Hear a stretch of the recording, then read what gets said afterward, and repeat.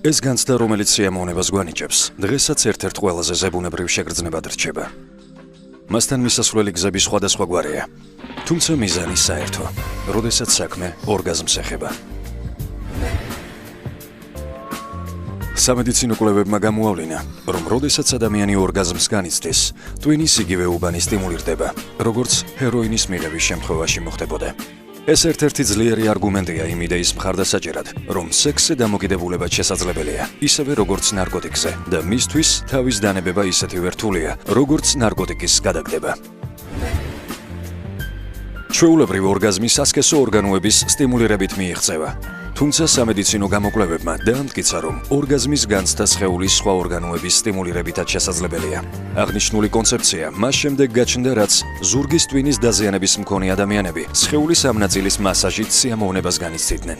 ცნობილია, რომ ორგაზმი სხეულის სხვა ნაწილების გაღიზიანებითაც მიიღწევა, მაგალითად კბილების გახეხვისას, წარბების მასაჟის დროს და სხვა. თუ თავის ტკივილი გაწუხებთ, საუკეთესო სამკურნალო საშუალებაა, რომ ორგაზმი გქონდეთ. რეალურად ორგაზმს ტკივილის 10 წუთით შეჩერება შეუძლია.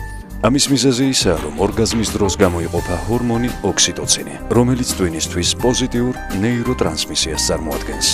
ორგაზმის ეფექტს ასევე მორფიუმის მცირე დოზის მიღებასაც ადარებენ. გამოკვლევებმა აჩვენა, რომ თუ მამაკაცს ორგაზმი თვეში საშუალოდ 21 ჯერ აქვს, მას ეფექტურად შეუძლია ებრძოლოს პროსტატის კიბოს. კვლევები ასევე ცხადყოფს, რომ კიბოსგან თავის დაცვა ყოველდღიური ეაკულაციითაა შესაძლებელი. 18 წლის განმავლობაში 32,000 მამაკაცზე დაკვირვების შედეგად გამოვლინდა, რომ მათ ვისაც რეგულარულად ჰქონდათ ორგაზმი, კიბო არასოდეს მიჰგარებიათ, ხოლო ისინი, რომლებიც ხშირად ვერ განიცდიდნენ სიამოვნებას, კიბოთი დაავადების მაღალი რისკის ქვეშ იმყოფებოდნენ. შეგიმჩნევიათ ოდესმე, რომ ადამიანებს ერთნაირი სახე აქვთ, როდესაც ტკივილი აწუხებთ და როდესაც ორგაზმი აქვთ. ეს იმიტომ ხდება, რომ ტკივილისა და ორგაზმის დროს ტვინის ერთი და იმავე უბნები აქტიურდება. სწორედ ამიტომ იღებენ ადამიანების სახის ერთნაირ გამომეტყველებას ამ ორი შეგრძნების დროს.